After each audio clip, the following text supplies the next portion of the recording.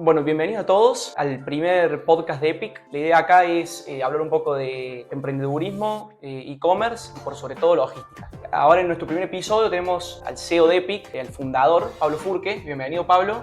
Muchas gracias, Juan Pablo, por invitarme acá a la sesión.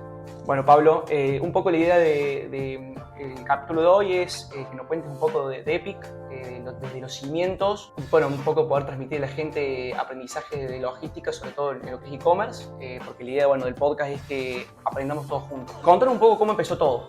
Bueno, yo trabajé muchos años en siempre multinacionales, en logística, en supply chain, en una visión industrial de lo que es la transformación de productos y la logística, tanto de clientes como de proveedores y lo que es todo el abastecimiento a una planta industrial. Pero hay una cierta edad en que las corporaciones uno tiene que empezar a definir su camino, de esto es de continuar en la pirámide corporativa o tratar de buscar algo para hacer porque se agotan los tiempos, ¿no? Con la edad. Si bien estábamos ya con esa semilla de qué hacer, dónde aprovechar el conocimiento, hubo un detonante que fue una situación muy particular. La secretaria de la dirección recibe una compra que había realizado por internet, que de unas botas de Sarkany. Como ella no estaba en planta, la empresa de logística encargada de ese delivery me contacta a mí como gerente de logística habilitado a recibir ese envío. Todo esto en la empresa donde estabas trabajando antes. Estaba trabajando en Denso Corporation, que es parte del grupo Toyota, y cuando se da esa situación, me dan los documentos del envío y cuando veo la relación producto recibido, esto es la caja que recibe, con el costo implícito que tenía la factura a ese envío, inmediatamente se me prende la luz y digo, acá hay una oportunidad monstruosa de gigante, porque la relación precio-pagado por mi compañera para hacerse de esas botas era absurdo totalmente.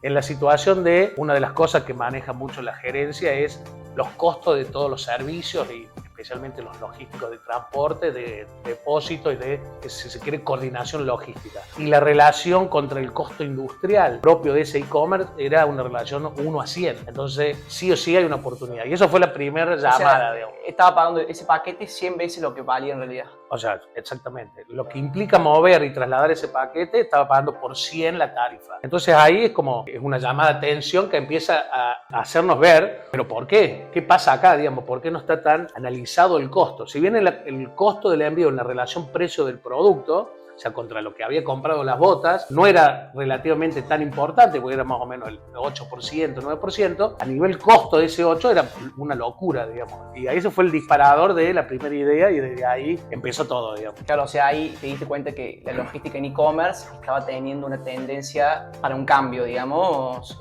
Había una oportunidad a explorar y a profundizar los por qué se daba esa situación, ¿no? Claro, está bien. ¿Y vos qué crees ahí? ¿Cuál era el problema real?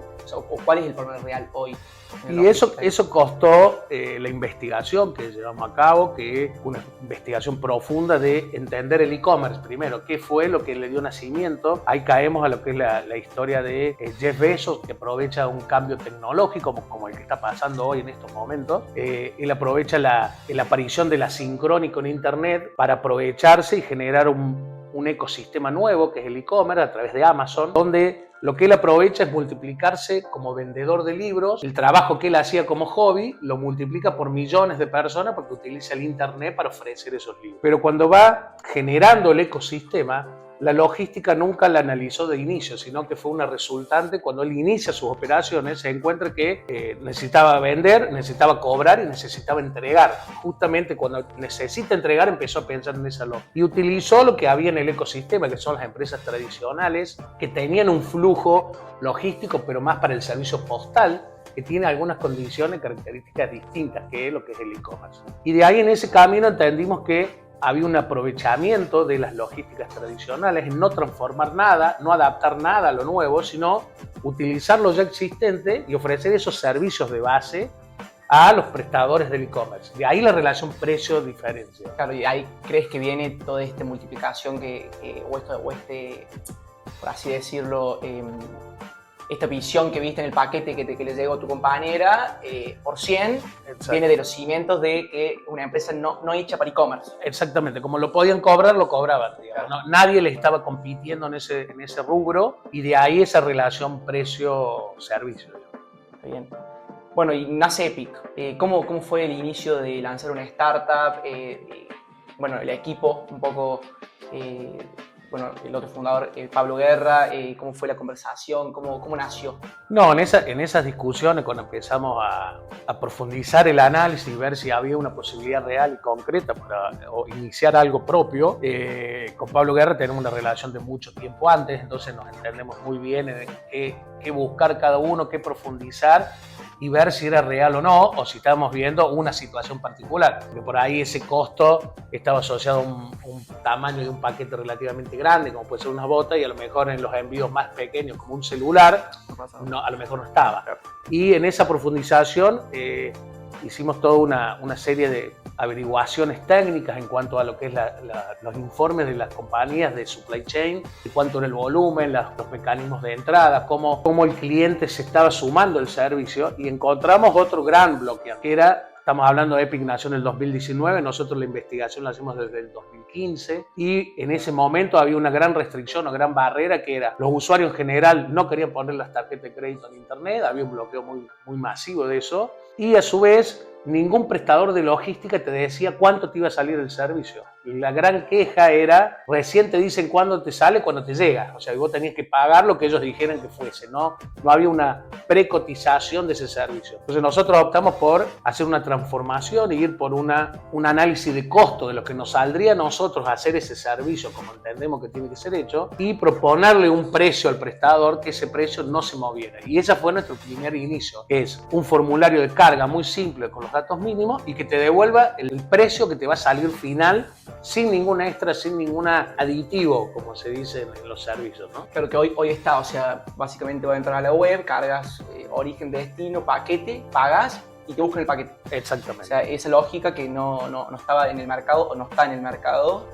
Eso fue la primera característica que vimos, que en ese momento no se ofrecía mucho el servicio a domicilio, pero ya en las tendencias de la estadística, en los primeros mercados del mundo, más que todo en Estados Unidos y en Europa, era la opción más elegida por los usuarios de internet que se iban sumando, que es tráemelo a mi casa. Mucho de ese esquema, si se recuerdan todos, era más en retirar en sucursales, haciendo grandes filas, perdiendo tiempo, sin saber si había llegado todavía, porque no había una información informática de tu paquete ya arribó a la sucursal, vení a buscarlo, sino era como ir a preguntar siempre. Y entonces nosotros pusimos de entrada un servicio que sea puerta a puerta, esto es, lo buscamos donde esté el origen y lo entregamos donde esté el destinatario. Y ahí empezamos a sumar esas tecnologías de alerta para mantener el flujo informado de envío, está pasando esto. O sea, ya el que lo tiene que mandar ya lo mandó y lo va a recibir en tal fecha. Claro, claro. Y los inicios principales, vos yendo caminando en locales, buscando clientes, o la parte del servicio en sí, de entregar paquetes. Bueno, tengo entendido que, por lo que vos siempre contás, más allá que yo soy parte de Epic, que bueno, que es un servicio el cual vos al chofer le brindás todo lo que es la ruta. ¿Cómo es esa parte técnica día a día, digamos? ¿Y cómo nació, digamos? ¿Cómo lo iniciaste vos y después cómo la pudiste delegar? Lo que estábamos convencidos de inicio era que es un ecosistema nuevo y que no podés tomar las cosas que conocés de antes para hacerlo de esa misma forma, sino que habría que irlo descubriendo. Por eso nuestras primeras herramientas fueron más bien básicas para iniciar y entender qué necesitaba el ecosistema y de ahí, desde ese ángulo, implementarlo. Por eso iniciamos con un proceso de captación comercial hecho por nosotros mismos, que éramos los 5 que iniciamos, era gente del ámbito logístico que sabíamos de lo que estábamos hablando y entendíamos, pero teníamos carencia en cuanto a lo comercial, en cuanto a lo tecnológico. Si bien uno entiende qué quiere hacer, no es lo mismo que saber hacerlo, y desde ahí empezamos a la vida o el proceso que necesita la persona que entrega, qué necesita para que pueda ejecutar eso. Empezamos con la utilización de Google Maps, la utilización de WhatsApp para entender cómo es un ruteo, para entender cuál es la mejor opción. Estos son problemas matemáticos de a dónde ir primero y dónde ir después, la optimización de kilómetros, de tiempos, y toda esa experiencia la fuimos realizando personalmente y después empezamos a delegar una vez que fuimos entendiendo cómo era la mejor forma para realizarlo. Y de ahí, bueno, todos los desarrollos informáticos para estabilizar todos esos pseudo procesos dentro de lo que es un ecosistema informático que es el de Epic. Claro, está claro. O sea, empezaron con un MVP y el usuario, y fueron viendo lo que el usuario necesitaba o creía que necesitaba y ustedes lo fueron amoldando a una solución. Exacto. Y ahí nos encontramos con, yo creo que es lo más complejo que tiene el e-commerce, que todavía hoy lo tiene, que es la multiplicidad de canales de acceso al e-commerce que hay. para los distintos tipos de vendedores, ¿no? Tenés desde empresas grandes o desde microemprendedores, todos tienen una infraestructura distinta que relativamente hacen más o menos lo mismo, pero con ciertos parámetros más rigurosos o menos rigurosos para el seguimiento. Porque uno empieza a vender y cuando empieza a vender en el internet piensa que es fácil la gestión de vender, pero cuando ya tenés ventas en curso, ventas nuevas y a su vez interesados en producto, tenés que saber si tenés stock o no para poder venderlo. A su vez tenés que tener un proceso que empaquete en el orden que fuiste vendiendo y a su vez tenés que tener una atención al cliente que vaya informando si tu paquete llegó o no, y una atención al cliente por si tuviste algún error, un cambio o lo que sea. Entonces es como switcharse de distintas formas para ejecutar un poco los mismos perfiles, y en esa interacción permanente con los clientes fuimos dándole prioridad a las mejores opciones en cada momento, ¿no? De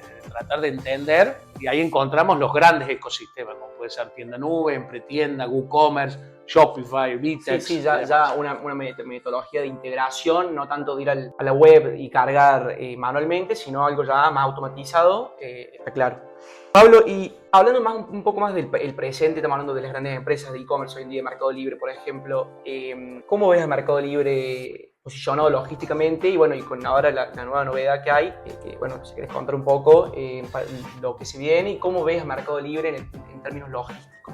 Digamos, Mercado Libre, ventajas. Mercado Libre, que es sin duda alguna el gran conductor de lo que es el e-commerce en toda la región latinoamericana, desarrolló un ecosistema propio para poder hacerlo posible. Esto es, primero desarrolló la herramienta de ventas virtual con todo lo que significa el posicionamiento del producto del SKU, después le fue sumando las metodologías de pago a través de su Mercado Pago y las posibilidades de dar notificación, precios, promociones. Pero fue encontrando que para garantizar ese servicio de entrega necesitaba garantizar la logística. Entonces hizo toda una infraestructura gigante para poder abastecer ese propio servicio que tiene, que lo cumple con excelencia, ¿sí? Pero hoy en un cambio estratégico están dejando solo esa infraestructura para ellos mismos y le están pidiendo a todos esos sellers que acompañaron por un montón de tiempo que se busquen otra infraestructura para poder ejecutar ese servicio. Entonces hay un montón de vendedores que han transitado mucho tiempo en Mercado Libre que hoy se encuentran que tienen que salir a la búsqueda de un servicio de almacenaje, de gestión de embalaje, de etiquetado y de envíos. Y en esa transformación creo que va a haber digamos, como un sismo en el ecosistema, pero seguramente va a surgir algo nuevo, bueno, que readapte toda esa metodología. Donde Mercado Libre, por otro lado, esa supply chain de excelencia que utilizaba para sus entregas rápidas, tenía un costo elevado porque la supply chain de Mercado Libre es cara, digamos. Entonces, hoy los vendedores que estaban en ese ecosistema se van a encontrar con una ventaja muy grande de porcentaje de margen, pero con una necesidad de volver a aprender en quién apoyarse en lo que es el warehousing y el delivery. Claro. Y el futuro en el sector, más allá que, bueno, se vienen muchos cambios en el sector de e-commerce en sí, teniendo en cuenta que la pata logística, uno siempre hablando de e-commerce, es lo más troncal o lo más físico, por así decirlo. El seller puede vender un montón, pero si no tiene alguien que lo lleve a donde tiene que ir... Yo creo que es parte de la maduración, ¿no? El ecosistema entendió claramente que la logística de la entrega es parte del servicio de la venta. Sin una buena logística no vendés de nuevo. Sin una buena logística necesitas reforzar los planteles de atención al público de cosas que no podés dar, porque no podés dar por cierto nada, porque a su vez no ejecutás eso. Entonces esa elección de un servicio estable, informatizado, que te permita confiar, que sea predecible, creo que es la clave de lo que viene hoy en el mercado. Y la evolución más grande de todas es que el e-commerce cada vez más está orientado al cliente final. Ya el cliente final ya empezó a comandar un poco esa experiencia, diciendo, si no es por acá no lo quiero, si no lo compro con el ranking de vendedores que era al inicio, si se quiere, o esa fiabilidad que tenía el vendedor, hoy se está dando en toda la cadena del e-commerce. Creo que ese es el gran cambio que viene más profundo. O sea, que va a empezar a ser desde el usuario que compra hacia el otro lado, digamos, ¿no? Y no al revés. Exactamente. Va a decidir él, está claro. Está perfecto. Pablo, y una última pregunta que me parece importante. Para alguien que hoy está abriendo, en realidad tengo dos. La primera es, que me parece súper interesante este tema. ¿Qué está pasando en las empresas medianamente o que están creciendo logísticamente, internamente? Porque como bueno, vos ya sabrás y es muy conocido el problema, interno, si una empresa mediana más o menos un galpón, el tema interno para sacar los paquetes, ¿no? Yo creo que es un problema que están teniendo muchas empresas hoy, que no encuentran solución o no le ven la forma a la cual, porque no solamente es la logística externa donde llega el cliente, sino la interna para llegar a sacar ese paquete a tiempo, y ni hablar después de las reviews que te pueden poner si tardas mucho en sacarlo. ¿Qué crees que está pasando internamente? Yo creo que, digamos, esa preeminencia del cliente final cada vez se nota más, y una mala experiencia en 100 buenas arruina todo el camino realizado, digamos. Ahí las empresas tienen que volver a readaptar y no procesar logísticamente lo que más fácil les sale, sino que seguir la secuencia de cómo fue vendiéndole a los clientes. Digamos, es muy común, lo pongo con un ejemplo muy simple, decir, vendí 10 remeras o 10 zapatos, busco los del mismo modelo y embalo los 10 y esos 10 los mando, pero a lo mejor están mandando la venta 1 y la venta 100 antes que la venta 2, que era otra zapatilla, digamos. ¿Por qué? Porque tratás de optimizar un flujo interno y no una atención externa a tu cliente. La clave de ahí va a seguir siendo siempre la misma, que es la atención del orden, de la secuencia de entrada de esas ventas, a través de flujos un poco más acotados, más como laboratorios de envío, y no tratar de trabajar, si se quiere, lo que es a logística de pallets o a logística de unidades de traslado, sino que hay que hacer como esa parte del piqueo individual que garantice el tiempo de salida de tu mercadería. Claro, ¿y crees que es muy difícil de desarrollar eso para las empresas? Creo que tiene primero una necesidad de apostar a eso, una necesidad de garantizar ese flujo. Es complejo, pero hay que buscar la gente adecuada y los procesos. Incluso nosotros estamos ayudando en ciertas auditorías a muchos clientes que nos contactan sin compromiso alguno, solamente compartiendo cómo es una lógica de seguimiento. Los datos están ahí, todas las plataformas los proveen. Es solo entender el flujo de cuándo emitir la etiqueta, qué etiqueta sea y cómo garantizar esa salida. Pero no es simple, pero hay que apostar a eso, digamos, ¿eh? Sí, va a ser el diferencial de las marcas hoy por hoy. Sí, una competencia igual. Uno siempre piensa que la logística es solamente desde que lo buscan hasta que lo entregan, y internamente las empresas, si no tienen un canal de salida de paquetes con un tiempo coherente, traba toda la cadena directamente. Exactamente. El usuario hoy sabe perfectamente cuándo apretó el botón y para él desde ese momento ya inició el tic-tac de traerme el paquete. Totalmente. Es un diferencial muy grande, el que puede entregar en el día o puede entregar, lo compra a la noche y a la mañana siguiente lo está recibiendo. Es todo cuestión de cómo organices tu logística interna y tu logística externa. ¿Sí?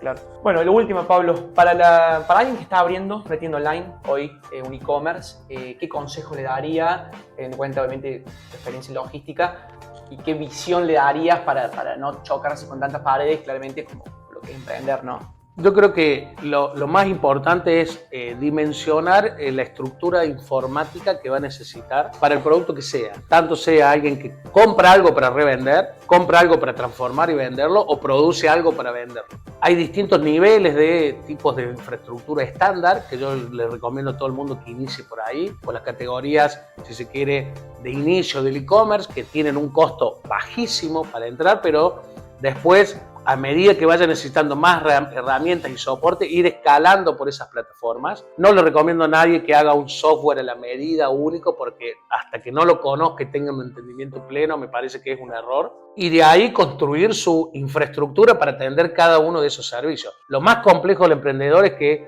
tiene que ser de 8 a 10 vendedor, de 10 a 11 embalador, de 12 a 1 tiene que ser el que cobre y va en la cuenta financiera, y después tiene que atender a la logística. Además, partirse el día de forma de ser una persona distinta es lo más complejo de hacer en el emprendedurismo, pero uno rápidamente va entendiendo cómo soportarse en esos mecanismos, y de ahí las plataformas te ayudan mucho para hacer eso. No hay que inventar nada, hay que usar los servicios estándar que ya funcionan y seguir el tic-tac del cliente, que es porque si no seguís eso, el cliente se vuelve loco con vos. Lo que significa el hater en internet o el odiador, que es latente y está ahí, cualquiera que está en el ecosistema lo sabe, por una cuestión que son 2 minutos, puedes estar todo el día hablando con alguien sin quedar conforme ninguno con las charlas, y a su vez seguir teniendo toda la actividad que tenés que hacer, ¿no? Bueno, Pablo, esto fue todo. Gracias por venir. Bueno, gracias a ustedes por escucharnos, y nos vemos en el próximo episodio de Epic. Muchas gracias.